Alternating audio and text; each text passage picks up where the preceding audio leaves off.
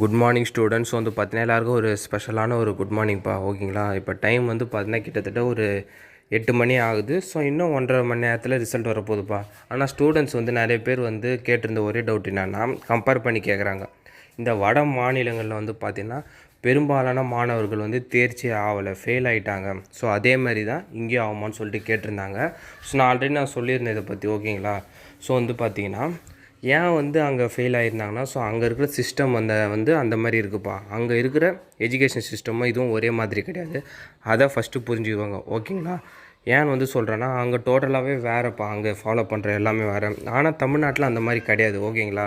So வந்து பார்த்திங்கன்னா கண்டிப்பாக வந்து பார்த்திங்கன்னா இந்த வாட்டி பாசிங் பர்சன்டேஜ் நல்லா தான் இருக்கும். அந்த அளவுக்கு வட மாநில அளவுக்கு ஃபெயில் பர்சன்டேஜ்லாம் வரவே வராது.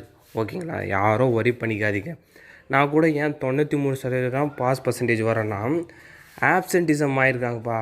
எக்ஸாமே எழுதாதவங்களுக்கு எப்படிப்பா பாஸ் பண்ண முடியும்? புரியுதுங்களா? ஸோ எக்ஸாமே எழுதலை. ஸோ பாஸ் பர்சன்டேஜ் அதனால தான் கம்மியாக வரும். ஓகேங்களா? சில ஸ்டூடெண்ட்ஸ் வந்து ஃபெயில் ஆயிடுவாங்க. அது மட்டும் இல்லாமல் ஆப்சென்ட் ஆகிருக்காங்க. கிட்டத்தட்ட 4 லட்சம் மாணவர்கள் ஒரு சில சப்ஜெக்ட்ஸில்.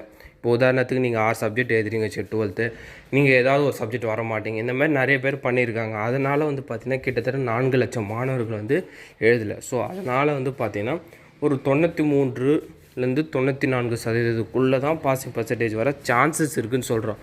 ஆனால் இதே பாசிங் பர்சன்டேஜ் அதிகமாகவும் வாய்ப்பு இருக்குது கொஞ்சம். ஓகேங்களா? ஸோ இதுதான் வந்து விஷயம். ஸோ அது மட்டும் இல்லாமல் சரியாக 9:30 மணிக்கு வந்து பார்த்திங்கன்னா பள்ளி கல்வித்துறை அமைச்சர் அன்பில் மகேஷ் அவர்கள் வந்து பார்த்திங்கன்னா அந்த ரிசல்ட்டை வந்து பார்த்திங்கன்னா வெளியிட போகிறாரு. ஸோ அதில் வந்து மாற்று கருத்தே இல்லை. இன்னும் சற்று நேரத்தில் அதை ஆரம்பிச்சிருவாங்கப்பா.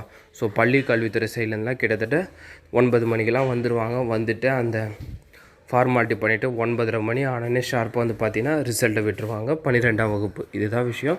ஸோ மறக்காமல் இந்த அப்டேட்டை உங்கள் ஃப்ரெண்ட்ஸ் அண்ட் ஸ்டூடெண்ட்ஸ் ஷேர் பண்ணிடுங்க.